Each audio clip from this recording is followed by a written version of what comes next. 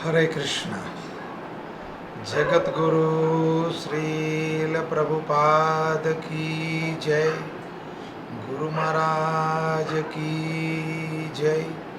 आध्यात्मिक यात्रा का आज 72वां दिन, 4 जून 2020। प्रातःकालीन भागवत कक्षा में आप सब लोगों का स्वागत है। वृंदावन धाम की जय। राधा श्याम सुंदर भगवान की जय। हरे कृष्णा। जय राधा माधव कुंज बिहारी। जय राधा माधव कुंज बिहारी। जय गोपी जन लाभा गिरवरधारी। जय गोपी जन लाभा गिरवरधारी। यशोदानंदन ब्रज जन रंजन। यशोदन ब्रज जन रंजन। यमुना तीरा चारी। यमुना तीरा वनचारी। राधा माधव कुंज बिहारी। जय राघव कुंज बिहारी। जय गोपी जन वल्लभ गिरवरधारी। जय गोपी जन गिरवरधारी। यशोदानंदन ब्रज जन रंजन। यशोदन ब्रज जन रंजन। यमुना तीरा चारी। यमुना तीरा चारी। हरे कृष्णा कृष्णा कृष्णा हरे हरे। हरे राम राम राम हरे हरे। हरे कृष्णा कृष्णा कृष्णा हरे हरे। हरे राम राम राम हरे हरे। हरे कृष्णा कृष्णा कृष्णा हरे हरे। हरे राम राम राम हरे हरे। हरे कृष्णा कृष्णा कृष्णा हरे हरे। हरे राम राम हरे हरे। हरे कृष्णा कृष्णा कृष्णा हरे हरे। राम राम हरे हरे। हरे कृष्णा कृष्णा कृष्णा हरे राम राम हरे हरे। हरे कृष्णा कृष्णा कृष्णा हरे हरे। हरे राम राम हरे हरे। जय वृंदावन धाम वृंदावन धाम वृंदावन धाम धाम। जय कृष्ण बलराम जय कृष्ण बलराम। जय गौरा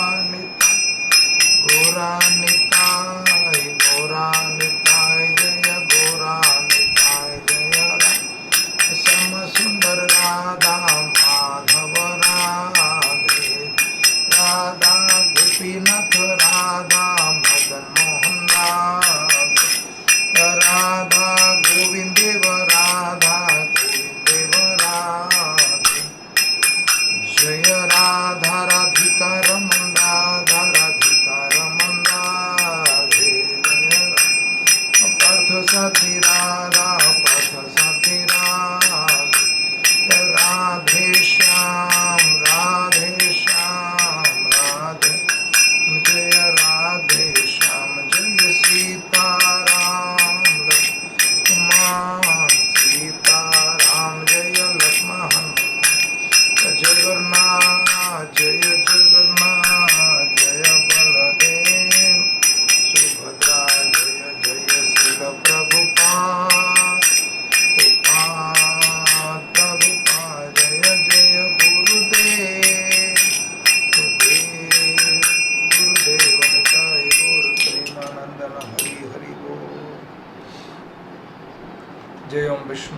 परमहंस परिवाजकाचार्य अभय चरण बिंद भक्ति वेदांत स्वामी श्रील प्रभुपाद की जय। गुरु महाराज गुरु परंपरा की जय। जय ओम विष्णुपाद परमहंस परिवाजकाचार्य भक्ति सिद्धांत सरस्वती गोस्वामी ठाकुर श्रील प्रभुपाद की जय। नामाचार्य श्री हरिदास ठाकुर की जय। प्रेम से कहो जय श्री कृष्ण चैतन्य प्रभु नित्यानंद श्री अद्वैत गदाधर श्री वासवादि गौर भक्तविंद की जय। श्री श्री राधा कृष्ण गो गोपीनाथ श्याम कुंड राधा कुंड गिरी गोवर्धन धाम की जय। गंगा मई यमुना मई की जय। नवदीप मायापुर धाम की जय। पुरुषोत्तम क्षेत्र जगन्नाथपुरी धाम जगन्नाथ बलदेव सुभद्रा महारानी की जय। रुक्मणी द्वारिकाधीश की जय। सीताराम लक्ष्मण लाल हनुमान अयोध्यापुरी धाम की जय। राधा श्याम सुंदर वृंदावन धाम मथुरापुरी धाम चित्रकूटपुरी धाम बद्रीनाथपुरी धाम अयोध्यापुरी धाम समवेद भक्त विद्वेद देवी तुलसी महारानी भक्ति देवी की जय। अनंत कोटि वैष्णव वृंद की जय।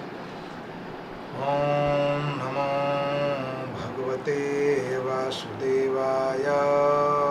ओम नमो भगवते वासुदेवाय। ओम नमो भगवते वासुदेवाय। नारायणं नमस्कृत्यं नरं चैव नरोत्तमं देवीं सरस्वती व्यासं ततो जयमुदीरयं नष्टप्रायं सुभद्रेषु नित्यं भागवतं सेवया भगवते उत्तमश्लोके भक्तिर्भवति नैष्ठिकी कृष्णाय वासुदेवाय देवकी नंदनंदनाय च नंदगोपकुमाराय गोविंदाय नमो नमो। अनंत कोटि वैष्णव वृंद की जय। आज का विषय है भागवत गीता तीसरा अध्याय कर्मयोग, श्लोक संख्या 313 और विषय है भगवान के अर्चा विग्रहों की लीला। भगवान अर्चा विग्रहों में साक्षात विराजमान है। भगवान भक्त पर अधीन है। भगवान पराधीन है, स्वतंत्र नहीं है। उसको जिस समय सुलाएं, जिस समय खिलाएं, तो अर्चा विग्रह पराधीन है भक्त पर। श्लोक संख्या 13।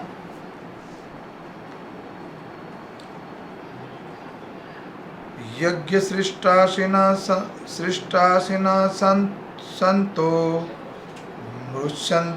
मुच्यन्ते सर्वकी लिम्बचे भुजन्ते तद्वामं पापं ये पश्यन्त आत्मकारणन्त।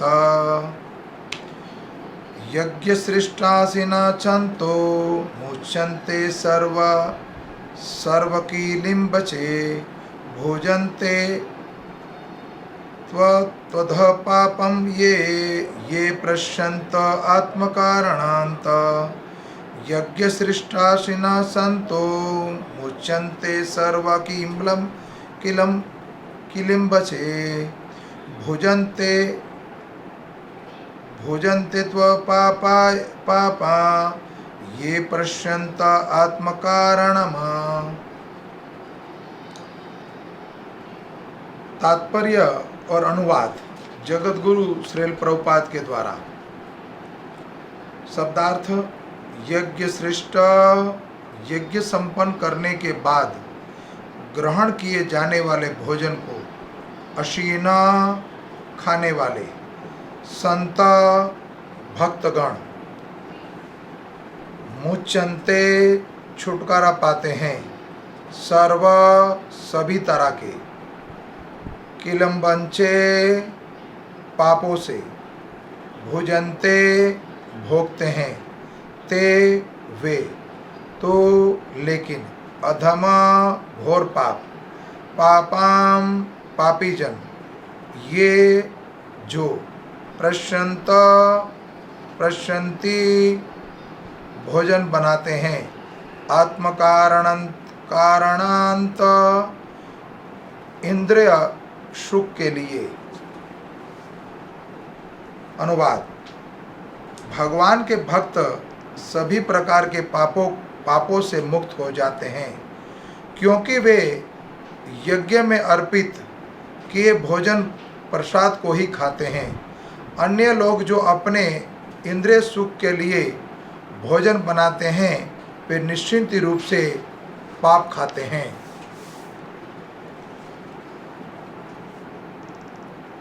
तात्पर्य: भगवत भक्तों या कृष्णा भावनामृत पुरुषों को संत कहा जाता है। वे सदैव भगवत प्रेम में निमग्न रहते हैं, जैसा कि ब्रह्म संहिता में 5:38 में कहा गया है। प्रेमांजन चूरत भक्ति विलोचन संत सदैव हृदयसु विलोकयन्तः। संतगण श्री भगवान गोविंद समस्त आनंद के दाता या मुकुंद मुक्ति के दाता या कृष्ण जो सबों को आकर्षण करने वाले पुरुष के प्रगाढ़ प्रेम में मग्न रहने के कारण कोई भी वस्तु परम पुरुष को अर्पित किए बिना ग्रहण नहीं करते। फलत ऐसे भक्त पृथक पृथक भक्ति साधना के द्वारा तथा श्रवण कीर्तन स्मरण अर्चन आदि के द्वारा यज्ञ करते रहते हैं, जिससे वे संसार की संपूर्ण पापमयी संगति के कलमश से दूर रहते हैं। अन्य लोग जो अपने लिए या इंद्र तृप्ति के लिए भोजन बनाते हैं, वे न केवल चोर हैं अपितु सभी प्रकार के पापों को खाने वाले हैं। जो व्यक्ति चोर तथा पापी दोनों हों, भला वो किस तरह से सुखी रह सकता है? ये संभव नहीं। अतः सभी प्रकार से सुखी रहने के लिए मनुष्य को पूर्ण कृष्णा भावनामृत में संकीर्तन यज्ञ करने की सरल विधि बताई जानी चाहिए, अन्यथा संसार में शांति या सुख नहीं हो सकता। ओम अज्ञानं तिमिरं ध्यानस्य ज्ञानजनाशलाकया चक्षुरूपं येन तस्मै श्री गुरुवे नमः। श्री चैतन्यो मनोभीष्टं स्थापितं येन भूतले स्वयं रूपं कदा ददाति स्वयं पदाद्गीतं। वंदे श्री गुरु श्रीयुतपदकमलं श्री गुरु वैष्णवां च श्रीरूपसांग्रजातं सहगण रघुनाथतं सजीवं श्राद्धदेतं सावधूतं परिजन सहित कृष्ण चैतन्य देवं श्री राधा कृष्ण पदारं सहगण ललिता श्री विशाखा। हे कृष्णा करुणा सिंधु दीन बंधो जगतपते गोपेश गोपिका कांता राधा कांत नमस्तुते।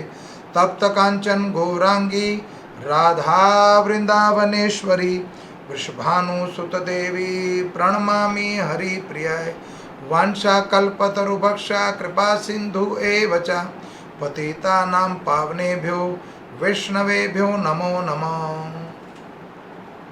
जय श्री कृष्ण चैतन्य प्रभु नित्यानंदा श्री अद्वैत गदाधर श्रीवासादि गौर भक्तवृंद।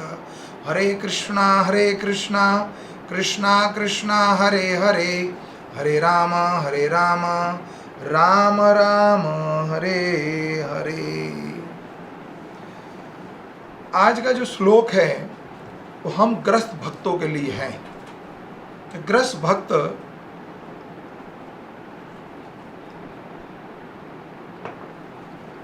जो भगवान के ऊपर आश्रित हैं, जो भगवान को हर चीज को भोग लगाकर ही भोग ग्रहण करते हैं। इस श्लोक में वर्णन है कि भगवत भक्त कृष्णा भावनामृत पुरुष को संत कहा जाता है। वे सदैव भगवत प्रेम में निमग्न रहते हैं। और प्रमाण यहाँ बता दिया गया है कि भगवान को अर्पित की हुई भोग को ही वो ग्रहण करते हैं। अन्य लोग जो अपने लिए या इंद्र तृप्ति के लिए भोजन बनाते हैं, वे केवल चोर हैं अपितु सभी प्रकार के पापों को खाने वाले हैं। जो व्यक्ति चोर तथा पापी हो, वो भला किस तरह से सुखी रह सकता है। तो भगवान को हर वस्तु का भोग लगाना है, और किस रूप में यहाँ पर बताया गया। आज अर्चा विग्रह की हम सेवा करने जा रहे हैं, तो भगवान भक्त पर अधीन है, पराधीन। तो यहाँ 4 वर्णन बता गए। पहले भी इस कथा में इसका वर्णन हो चुका कई बार। श्रवण, कीर्तन, स्मरण और अर्चा विग्रह, अर्चन। श्रवण, श्रवण का अर्थ है कथा को सुनना, भजन को सुनना, कीर्तन को सुनना, उसका अर्थ हुआ श्रवण। और कीर्तन करना, जपमाला करना या कथा को बोलना या कीर्तन गाना, उसको कीर्तन। और सिमरन करना, भगवान के नाम का सिमरन करना। 4 विधि बताई है, श्रवण, कीर्तन, सिमरन और अर्चा विग्रह की सेवा, इसलिए अर्चन। अर्चा विग्रह की सेवा का आज हम चर्चा कर रहे हैं कि जो व्यक्ति भगवान को, जो अपने घर में प्राण प्रतिष्ठा जिसकी हुई है, उसको साक्षात मानता है भक्त भगवान का, साक्षात प्राण प्रतिष्ठा। प्राण प्रतिष्ठा का अर्थ हुआ कि अपने प्राणों से भी प्रिय, उसमें प्राण फूके जाते हैं भगवान के विग्रह के अंदर। तो भगवान को मूर्ति ना मानकर भगवान मानना, ये सबसे बड़ी उपलब्धि है। और ऐसे संसार में कितने लोग हैं। कल हम चर्चा कर रहे थे तीर्थ की, तो ठीक उसी तरह गुरु की और भगवान, गुरु की कृपा, गुरु गोविंद दोनों की कृपा हो तो भगवान आपके घर में विराजमान होते हैं, और भगवान हमारे साथ 24 घंटे हैं, ये रियलाइजेशन हो। भगवान हमें नित्य देखते हैं, 24 घंटे निरंतर देखते हैं। हम यज्ञ हैं, अज्ञ हैं, और भगवान सर्वज्ञ हैं। हम कुछ नहीं पता, हमें, हम भगवान को देख ही नहीं सकते। हालांकि भगवान हमारे समक्ष कई बार वर्णन हो चुका है कि भगवान अग्नि जो है भगवान का मुख है, सूर्य जो भगवान के नेत्र हैं, इस संसार में जितना जल है भगवान का उदर है, जो चंद्रमा हो भगवान का मन है, इत्यादि इत्यादि वर्णन कर चुके हैं। तो भगवान 24 घंटे में देखते हैं। 84 लाख जोनि में अरबों खरबों की संख्या जीव की, जितनी जीवात्मा है सबको भगवान निरंतर देखते हैं। लेकिन हम जड़ है, वो चेतन है। हम जड़ है, इसलिए हमें कुछ दिखता नहीं है। आपके घर में जितनी जड़ वस्तु है, सोफा, फर्नीचर इत्यादि, पंखा, टेलीविज़न, रेडियो, टेलीविज़न, जो भी चीज़ें आपके घर में, गाड़ी, मोटर, बंगला, जो भी है, ये सब के सब जड़ है। आप चेतन हो तो उसको चलाते हो। करोड़ों रुपए की गाड़ी हो, ड्राइवर ना हो, चलाने वाला ना हो, तो वो जड़ है। ठीक उसी तरह भगवान चेतन है और हम जड़ हैं। तो जिस भगवान 24 घंटे इस संसार में जितने जीव उसको देखते हैं, तो आपके घर में जितनी जड़ वस्तु है, सोफा है इत्यादि, मैंने जो भी गिनवाया, फर्नीचर, टेलीविज़न, जो भी है, तो क्या वो कभी आपको देख सकते हैं? ये पंखा लगा मेरे ऊपर, क्या मुझे कभी देख सकता है? हम उसको प्रतिदिन देखते हैं। वो सारी चीज़ों को हम प्रतिदिन देखते हैं। वो है, जिस तरह हम उसको देख सकते हैं, ठीक उसी तरह भगवान भी हमें प्रतिदिन देखते हैं। हम जड़ हैं उसके सामने, और भगवान आपके घर में अर्चा विग्रहों के रूप में स्थापित हैं। तो भोग ग्रहण करते हैं आप, प्रेम से भोग तो लगाइए। मन से प्रेम से भोग लगाना है। अस्त्र, भगवान को वस्त्र ऑफर करते हैं, भगवान को फल ऑफर करते हैं, भगवान को भजन अच्छा सा गाना, कथा करना है, कीर्तन करना है, या भगवान को भोग ऑफर करना है, तो ग्रहण करेंगे। कैसे, क्या प्रमाण? आपके माता पिता विदेश में है कहीं, और बेटा उसका इस देश में है, इंडिया में है, भारत में है, और पिता विदेश में है। माता पिता किसी स्थान पर गए हैं और उसके पास धन खत्म हो गया है, तो बेटे को वहाँ से फ़ोन करेंगे, मेरे पास धन नहीं है, मुझे धन भिजवा दो। तो किसी तरह से आज की टेक्नोलॉजी के हिसाब से हम, आज की टेक्नोलॉजी जो है उस तरह से हम उनके खाते में पैसा डालते हैं, या उनके पास स्मार्ट कार्ड इत्यादि, क्रेडिट कार्ड हो या डेबिट कार्ड जो भी है, उनके खाते में यहाँ जमा करो, पैसा वहाँ मिल जाता है ना। ठीक उसी तरह पहले के समय में लेटर बॉक्स होते थे, गाँव में, शहर में लेटर बॉक्स होते थे, टेलीफोन नहीं होते थे। तब एक दूसरे को संदेश भेजने के लिए, मैसेज भेजने के लिए क्या लेटर लिखा जाता था, उसको कहते थे पोस्ट कार्ड या अंतर्देशी। ये लेटर लिख के हम लेटर बॉक्स में डालते थे, 25 पैसे का, 15 पैसे का, 75 पैसे का इत्यादि जो भी थे। उन लेटर बॉक्स में लेटर को डालने से वो विदेश तक पहुंचता था। छोटी सी एक लेटर बॉक्स, जिसका ब्लैक हेड होता है, रेड कलर की उसकी बॉडी होती है, वो था, और हम उसमें लेटर डालते थे, वो विदेश पहुंचता था। तो क्या आपके घर में विराजमान छोटे से लड्डू गोपाल, चाहे वो कांठ में हो, चाहे ब्रास में हो, चाहे पीतल के, सोने के इत्यादि लकड़ी के हों, या सोने के या मिट्टी के हों, जिसके या मात्र चित्रपट्टी क्यों ना हो, तो उसको यहाँ भोग लगाइए, वो वैकुंठ में भोग ग्रहण कर लेंगे भाव से। भगवान ग्रहण करते हैं, हमारा भाव हो तो मन से ग्रहण कर लेते हैं, भाव से ग्रहण कर लेते हैं। तो भगवान भक्त पर अधीन है, इसलिए भगवान को बोला कि पराधीन। भगवान स्वतंत्र नहीं है, भक्त स्वतंत्र है। भगवान को भोग आप जब मर्जी लगाते हो, जब मर्जी सुलाते हो, जब मर्जी उठाते हो, वो बेचारे कभी शिकायत नहीं करते। तो साक्षात विराजमान भगवान हैं। इस कलयुग में, कली काल की कथा बता रहा हूँ आपको, सतयुग की नहीं है, तेतरा की नहीं और द्वापर की नहीं, कली काल की कथा बताने जा रहा हूँ। कली काल की कथा है, बड़ी पूर्ण कथा है। और यहाँ पर एक बहुत सुंदर वर्णन बता दिया, बार बार बता रहा हूँ कि कोई भी चीज़ बिना भगवान को भोग लगाए ग्रहण करते तो भगवान कहते हैं, यहाँ पर साक्षात भगवान बोल रहे हैं कि वो पाप खाते हैं, चोर है एक नंबर के। संसार में जो कुछ है बाय प्रोडक्ट कृष्णा है। सब जमीन से उत्पन्न है, जल से उत्पन्न है, वायु से उत्पन्न है, अग्नि से उत्पन्न है, सूर्यदेव की रोशनी से, चंद्रमा इत्यादि सब कुछ प्रकृति के माध्यम से हमें मिलता है और उसके मालिक हम बन बैठे हैं। फिर उसको हम भोग ग्रहण, प्रसाद ग्रहण नहीं करते। कोई व्यक्ति अगर ये विधि नहीं अपनाता तो चोर है वो। मैं नहीं, ये शास्त्र बोल रहा है, मेरे तो मैं कह ही नहीं सकता कुछ, शास्त्र बोल रहा है। और उसका फल मुझे भोगना पड़ेगा, हमें भोगना पड़ेगा। ये शायद हम भोग रहे हैं उस दुख के कारण ही आज हम घर में बैठे हुए हैं, उस चीज़ें नहीं मिल पा रही हमें। तो ऐसी कथा, बड़ी सुंदर रोचक कथा है। उड़ीसा प्रदेश से दो ब्राह्मण, एक वयोवृद्ध है, एक युवा अवस्था में, क्षमा कीजिए, हरे कृष्णा। एक वयोवृद्ध है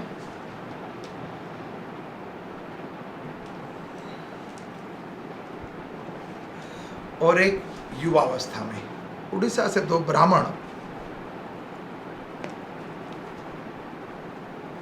चार धाम की यात्रा के लिए आए। तो गांव के कई लोग भी थे और यात्रा में सफर करते करते समय वो वयोवृद्ध जो थे वो बीमार हो गए। और उसके साथ एक उड़ीसा के ही एक युवा बालक जो था, युवा था, नवयुवक, वो किसी तरह से उसके प्राण बचाकर उसको वृंदावन ले आया। वृंदावन लाके उनकी सेवा इत्यादि करी तो उनका स्वास्थ्य ठीक हो गया। और जिस स्थान पर वो रुके थे वो गोपाल जी का मंदिर था। वो गोपाल जी का मंदिर था। अर्चा विग्रहों की बात कर रहा हूँ कि भगवान आज भी उपस्थित हैं और उसका प्रमाण ये देंगे। यहाँ पर भगवान बहुत बड़ा इतिहास रच दिया। साक्षी गोपाल नाम पड़ जाता है इनका आगे जाने के बाद। तो वृंदावन में रुके थे। वर्तमान काल में जहाँ हनुमान जी विराजमान हैं, सिंहपुर के हनुमान जी, और उसके सामने की जगह जहाँ गोपाल जी विराजते थे उसको आज भी गोपाल घेरा बोलते हैं। और वहाँ जो गोपाल जी, उन्हीं का नाम साक्षी गोपाल पड़ा। और वर्तमान काल में जगन्नाथपुरी से कुछ 2-2.5 किलोमीटर की दूरी पर एक स्थान है खुर्जा, वहाँ विराजमान है साक्षी गोपाल। तो हुआ यूँ कि जब उस स्थान पर रुके, वो उस वृद्ध की जब उस नवयुवक ने सेवा करी तो उनकी सेवा से बहुत खुश हो गए, प्रसन्नता हुई उनको कि मेरे परिवार के लोग नहीं आप, ना मेरा कोई ब्लड का संबंध है आपके साथ, ना कोई आपको लालचा है, लेकिन फिर भी आपने मेरे प्राण बचाए। इतनी सेवा तो मेरी पुत्र भी नहीं करते। तो मेरी कुछ इच्छा है कि मैं आपको कुछ दूं। तो गोपाल जी के सामने मैं आपको ये वर देता हूँ, जबान देता हूँ कि मेरी जो कुंवारी कन्या है, विवाह की योग्य हो चुकी है, तो मैं उसका हाथ आपके हाथ में देता हूँ। वो भी ब्राह्मण थे और वृद्ध ब्राह्मण भी ब्राह्मण थे। तो मैं अपनी कन्या का हाथ आपके हाथ में देता हूँ और आपके साथ अपनी पुत्री का विवाह करना चाहता हूँ। इस बात के भगवान गवाही है, भगवान गवाह है। भगवान के सामने वर देता हूँ ये मैं। तब वो ब्राह्मण कहता नवयुवक कि महाराज मैंने कोई सी बड़ी सेवा नहीं की, तो मेरा धर्म था, मनोधर्म था, तो मैंने आपकी सेवा करी है। कहता नहीं नहीं, मेरी देने की इच्छा है, मैं आपकी जो आपने मेरे पे उपकार करा उसका कुछ मैं आपको दे तो नहीं सकता हूँ, लेकिन मेरा विचार ये है कि आप जैसा शुद्ध पुरुष और परम दयावान व्यक्ति मेरी बेटी का भी भला होगा, तो आपके साथ मैं ब्याहना चाहता हूँ अपनी पुत्री को मैं। ठीक है, जिद करने लग गए महाराज, तो जो जैसी आपकी आ गया। अब दोनों ही ब्राह्मण उड़ीसा में पधारे, अपने गांव में पधारे, और गांव में पधारने के बाद अपने घर में पहुंचने के बाद वो वयोवृद्ध जो ब्राह्मण थे उसको घर तक छोड़ने गए थे। वो नवयुवक ब्राह्मण उड़ीसा उसी गांव के थे। तो वो जो महात्मा थे वो अपने परिवार के लोगों को इकट्ठा करके कहते हैं कि मैंने अपनी बेटी का हाथ इस नवयुवक के हाथ में दिया है। 4 धाम की यात्रा में मेरा स्वास्थ्य बिगड़ गया था, तो इसने मेरी देखरेख करी। मेरा स्वास्थ्य खराब होने के कारण जो मेरी सेवा इसने करी वो कोई सगा भी नहीं कर सकता, इसलिए मुझे दया आ गई और मैंने इनको वर दे दिया है कि मैं अपनी बेटी का हाथ तुम्हारे हाथ में देता हूँ। तो घरवाली, बेटे, भाई, परिवारजन सारे पंच के लोग कहते हैं हमसे पूछा भी नहीं, ऐसे कहीं बात होती है क्या? तो बीमारी की अवस्था में तुमने बड़बड़ा दिया होगा कुछ, तो हम तो नहीं मानते इस बात को, तो कैसे बात बने? तब वो ब्राह्मण कहने लग गया उस नवयुवक को कि देखो हम वृद्ध हो चुके हैं और हमारी संतान हमारी बात नहीं मान रही है, मैं तुम्हें वर दे चुका हूँ भगवान के सामने, अब मैं क्या करूँ? तो वो नवयुवक कहता ठीक है, ये नहीं मानते, पंच को बुलाओ। तो उड़ीसा में से जो ब्राह्मण कुटुंबा है वो पूरी ब्राह्मण जाति को इकट्ठा किया और वहाँ पर पंच बुलाया गया और पंच के सामने ये बात रखी गई। तो पंच को तो पहले ही घर वालों ने खिला पिला दिया था, समझा बुझा दिया था, किसी तरह से रिश्ता टालना है, रिश्ता नहीं करना। पंच ऐसे ही हो जाते हैं कई बार महाराज, आज के समय में ऐसे भी होते हैं जो सत्य बात को नहीं मानते। तब पंच ने पूछा उस लड़के से और ब्राह्मण से कि क्या आपने होशोवास में वर दिया था उनको? कई बार लोग घबराहट में भी बोल जाते हैं ऐसी बातें। तब घरवाली बोली कि ये सठिया गए, उम्र भी हो गई इनकी, हो सकता झूठी, इनको कुछ पता ही नहीं, बड़बड़ा दिया हो, तो मैं इस बात को नहीं मानती। बच्चे भी कहते मेरी माँ ठीक कह रही, हाँ बिल्कुल ठीक नहीं बोला होगा ऐसा। तब वो पंचों ने फैसला किया ठीक है, अगर इसमें कोई गवाही है, कोई साक्षी है, तो उसको हमारे सामने ले आइए तो हम मानेंगे। तो ब्राह्मण बोला हाँ गवाही है। वयोवृद्ध जो था वो बोला कि मैंने गोपाल जी के सामने वर दिया था ये। तो वो नवयुवक भी बोला हाँ गोपाल जी के सामने वर दिया था। कहते ठीक है, अगर गोपाल जी गवाह हैं तो उनको ले आइए आप, और यहाँ आके अगर वो गवाही दे दे, साक्षी दे दे, तो मान जाएंगे, तो विवाह पक्का तुम्हारा। अगर वो नहीं आए तो तुम झूठे, वयोवृद्ध ब्राह्मण थे तुम भी झूठे और नवयुवक तुम भी झूठे, फिर इसका ये फ्री है, फिर जैसे भी जहाँ भी चाहे अपने लड़के का रिश्ता कर सकते हैं। अगर 4 महीने के अंदर तुम ले आए गोपाल जी को और आगे गवाह दे दी तो तुम्हारा रिश्ता मान जाएंगे। अब वो लोग समझते थे कि कभी मूर्ति जो है वो कभी चल के आ सकती क्या? वृंदावन से उड़ीसा पहुंचना था, तो हम लोग वास्तव में अर्चा विग्रहों को, मूर्तियों को स्थापना तो कर देते हैं, लेकिन उनको मूर्ति ही मान बैठते हैं। तो वास्तव में भगवान को अपने घर में विराजमान कराना, इस साक्षात अर्चा विग्रह आपके घर के मेंबर बन जाते हैं। आपके हाथों से सेवा लेना चाहते थे तभी आपके घर में विराजमान हुए हैं, चाहे वो देवी हो, चाहे किसी देवता की मूर्ति रखी हो, चाहे साक्षात भगवान के विग्रह हों, श्री ठाकुर अयोध्या के हों या वो वृंदावन के ठाकुर हों।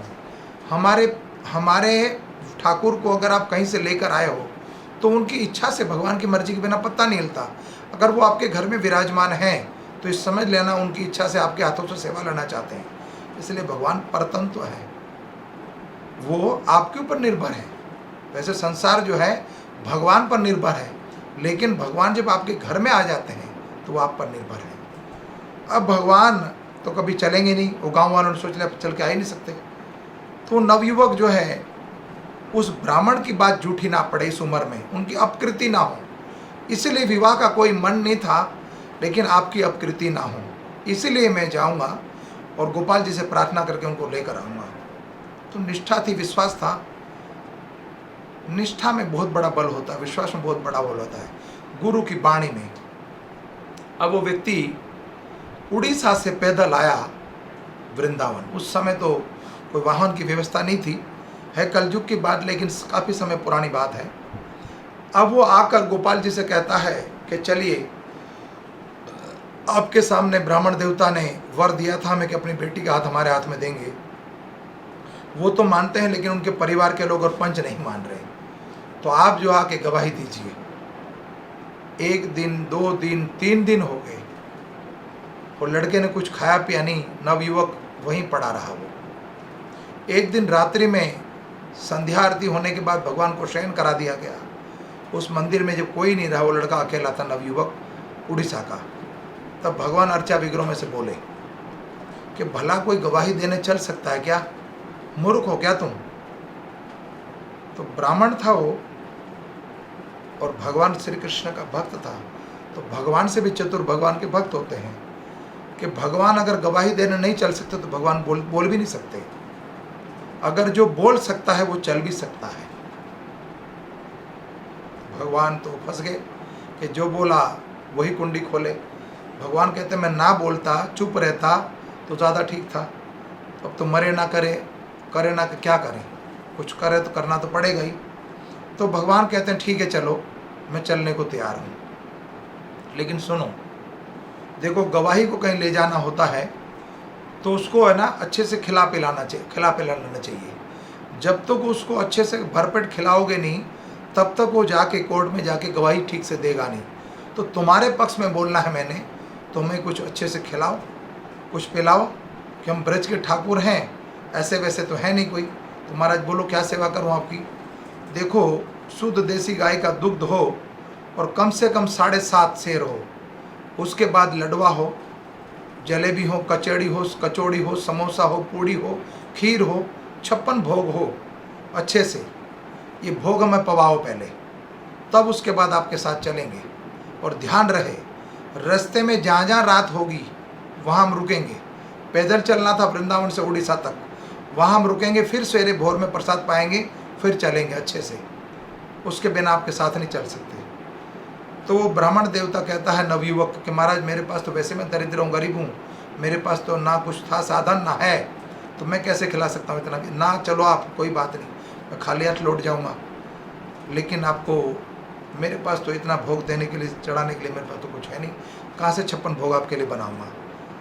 तब गोपाल जी बोले कि मेरे से उधार ले लो, आप मेरे से कर्जा ले लो, जब हो तब लौटा देना।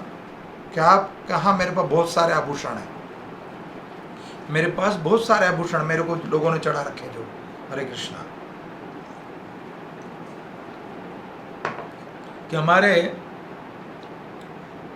पास आभूषण की कमी नहीं है, मूल्यवान रत्न है हमारे पास, आप इनको बेच दो और हमारा अच्छे से पहले 56 भोग बनाओ, में खिलाओ पिलाओ, फिर चलेंगे। तो ठीक है महाराज, भगवान की आज्ञा पालन हुआ और भगवान को अच्छे से भोजन कराया।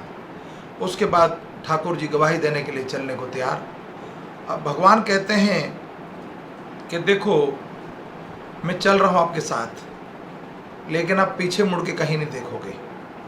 और हमें सीधा चलने की आदत नहीं है, हमें सीधा चलने की आदत नहीं है। हम तो नाचते कूदते त्रिभंग हैं, तो नाचते हुए चलेंगे और आपके पीछे पीछे चलेंगे, आगे आपको चलना पड़ेगा। अब वो भक्त कहता है बड़े चतुर हैं, चंचल हैं, ये तो कहीं भाग जाएंगे, रास्ते में गवाही देने के बहाने आएंगे नहीं, इतनी दूर तक बड़ा लंबा रास्ता था, तो करा क्या जाए। तो भक्त भी बड़ा चतुर, कहते ठीक है ठाकुर जी, अगर आप हमारे साथ पीछे पीछे चलना चाहते हो। और भगवान की अभिलाषा थी, कितना सरल है ये, निष्पाप है ये, भोला भक्त है कितना, तो क्यों ना इनके चरण की रज मेरे मस्तक पर आए। भगवान भी भक्तों के चरण के रज में स्नान करना चाहते हैं। तो भगवान के भक्तों की चरण रज किसी भक्त के ऊपर, किसी मुझ जैसे दुर्मुखी के ऊपर भी पड़ जाए, कोई परम भक्त का, कोई महाभागवत की, तो बेड़ा पार हो जाए। तो मुझ पर कृपा तो है जगत गुरु श्रील प्रभुपाद की और मेरे गुरु महाराज की, तभी मैं आपके समक्ष बैठा हूँ। कृपा तो हुई है, उसके बिना बोलने का मेरे अंदर सामर्थ्य नहीं है, तो उन्हीं का सामर्थ्य है जो आप तक पहुँच रहा हूँ। मैसेज भेज रहा हूँ आपको, वास्तव में इनकी जो दुकान है उसमें तो मैं सेल्समैन हूँ। उनका जो प्रोडक्ट जो उन्होंने इकट्ठा करके रखा हुआ संग्रह में, भागवत गीता या भागवत या रामायण इत्यादि इन्होंने संग्रह किया, वो आप तक पहुँचाने जा रहा हूँ। पोस्टमैन, असली मालिक तो वो है, मैं कुछ भी नहीं। मैं तो नौकर हूँ, उनका कुत्ता हूँ, इनका कुत्ता हूँ पालतू, तो उनकी सेवा कर रहा हूँ, है ना।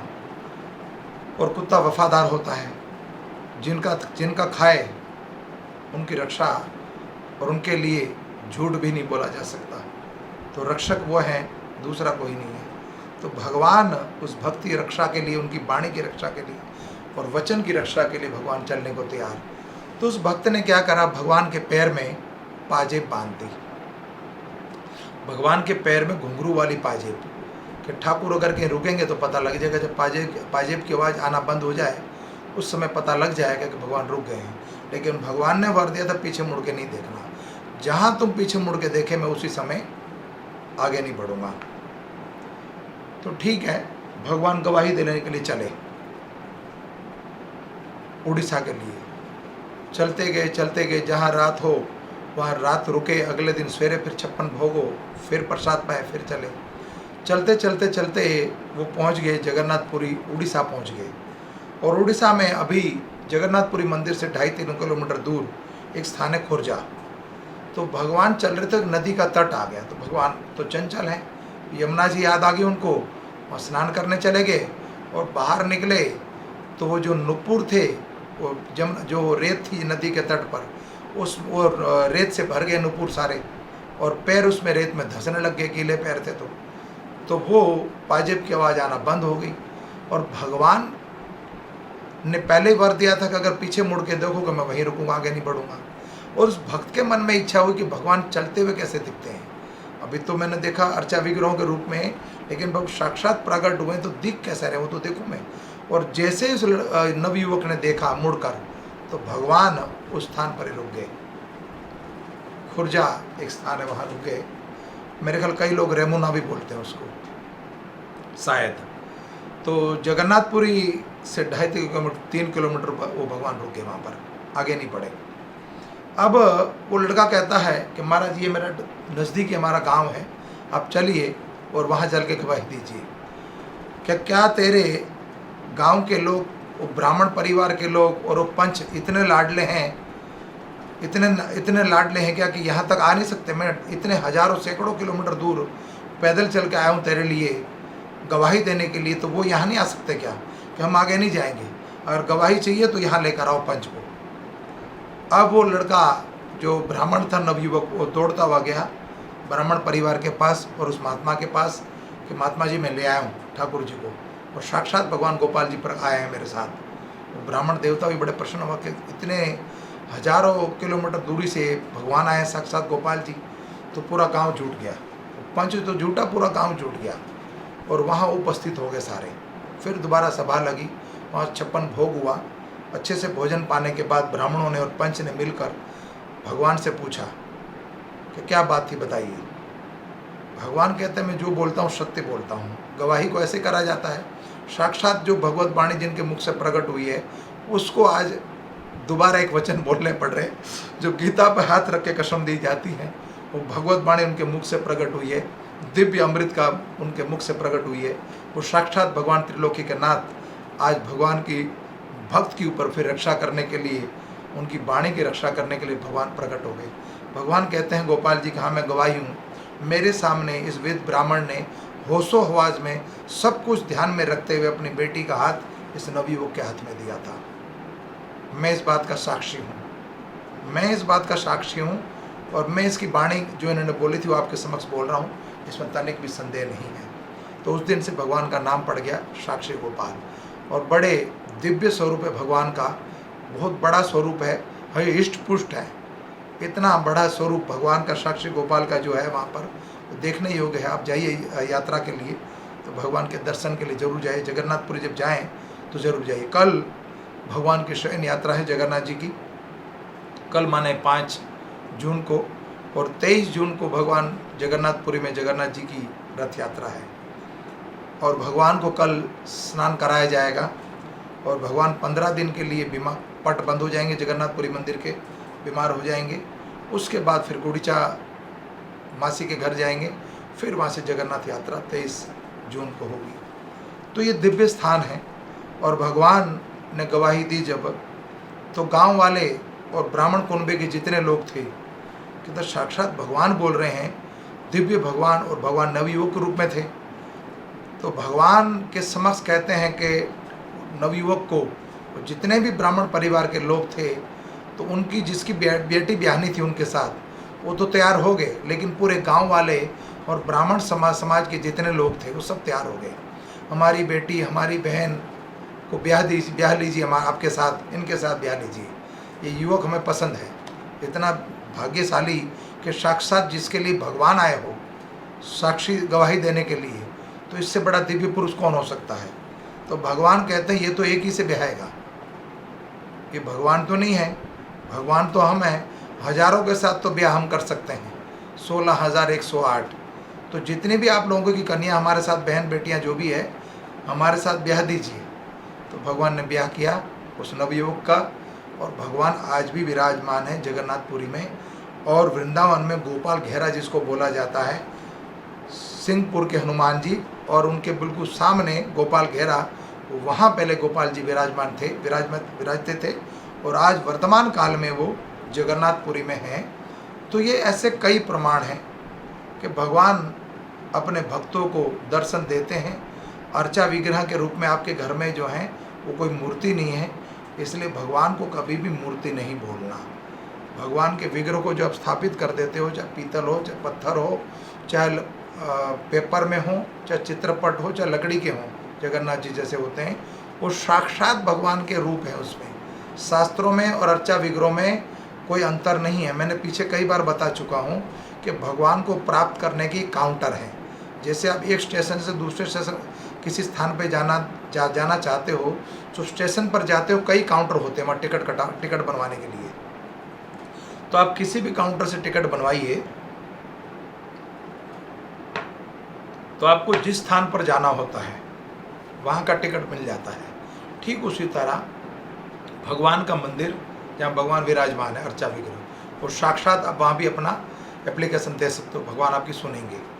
फिर अग्निदेव में भगवान को भोग लगाना, सूर्य देव के दर्शन करना, भगवान के शास्त्रों को पढ़ना। शास्त्र में और भगवान की वाणी में कोई भेद नहीं, भगवान और भगवान के शास्त्रों में। फिर तुलसी महारानी में, गौ माता में, या भगवान के शुद्ध भक्तों में भगवान विराजते हैं, भगवान उसके हृदय में वास करते हैं। शुद्ध ब्राह्मण की सेवा करनी चाहिए, अतिथि की सेवा करनी चाहिए, गौ सेवा करनी चाहिए, तुलसी महारानी सेवा करनी चाहिए, अर्चा विग्रहों की सेवा करनी चाहिए, भगवान के भक्तों की सेवा करनी चाहिए। जिसकी निष्ठा हो भगवत वाणी में, गुरु के वचनों पर, उसको भगवान के दर्शन होते हैं और भगवान आपके घर में साक्षात विराजमान है। जैसे दिन में एक बार हमारे जीवा पे माता सरस्वती आती है, ठीक उसी तरह आपने जिस वक़्त इनको धाम से लेकर आए हो, तो भगवान ने संकेत दिया आपके हृदय में, भगवान आपके हृदय में विराजमान है। उन्होंने संकेत दिया कि आपकी सेवा से मैं इतना प्रसन्न हूँ कि आप मुझे अपने घर ले चलिए। अभी हाल फिलहाल कई दिनों से मंदिर तो बंद है, लेकिन इन दिनों में भगवान ने हमारे पर कृपा करी है कि भले मंदिर बंद हो, लेकिन मैं आपके घर पर खुद चलता हूँ, आपके नज़दीक। हम इतने दिनों में जितने भगवान के नज़दीक आए हैं, शायद जीवन में फिर कभी ना आ पाएँ। आज 72 दिन हो चुके हैं। 72 दिनों में कितना भजन, कितना कीर्तन, कितनी कथा, कितनी आरती और कितना भगवान का संग किया, कितना शास्त्रों का अध्ययन, कितनी कथाएं सुनी। अद्भुत है ये प्रसंग जीवन में कभी नहीं आने वाला। अपने परिवार की कितनी अच्छे से सेवा हो पाई, परिवार के साथ कितने अच्छे से रह पाए हम। तो ये समय अनुकूल है, प्रतिकूल नहीं है। ये भाग्य से भगवान हमें बचाना चाहते हैं, इसलिए स्थिति उत्पन्न हुई है। लेकिन हालांकि इस समय, वर्तमान समय में केस बहुत ज़्यादा बढ़ रहे हैं, इसलिए सावधानी बरतिए। कथा सुनते समय भी सावधान रहना चाहिए। सावधानी हटी और दुर्घटना घटी। कथा सुनते समय अब कई बार हम देखते हैं कि हम कोई ऐसा कार्य करते हैं जब हमारा ध्यान कहीं लगा होता है, या तो नोट गिनने में, या माला जपने में, या मूवी देखने में, या फ़ोन सुनने में, इत्यादि संसारिक काम या आध्यात्मिक काम। कोई भी ऐसा कार्य करते हैं हम, सत्कर्म या अकर्म काम करते हैं, जब हमारा ध्यान नहीं होता, तब हम समझते हैं कि नहीं मेरा ध्यान नहीं था, दोबारा बताइए। ठीक उसी तरह उतना मग्न होना चाहिए भगवान की कथा में कि जब भगवान की कथा सुने, जप करें, आरती करें, कथा पढ़ें या इत्यादि जो आध्यात्मिक कार्य करते हों, तो आपका मन इतना मग्न होना चाहिए कि कहीं ध्यान नहीं लगे आपका। कोई आपको बोल भी दे तब भी आपको ध्यान नहीं होना चाहिए। ऐसी कथाएं का वर्णन कई बार शास्त्रों में हुआ है। तो कल हम आपको इसके बारे में बताएंगे, भक्त किस तरह से मग्न हो जाता है और उसका परिणाम क्या हुआ, कल आपको बताएंगे। धन्यवाद। कोई त्रुटि रह गई हो तो क्षमा चाहता हूँ।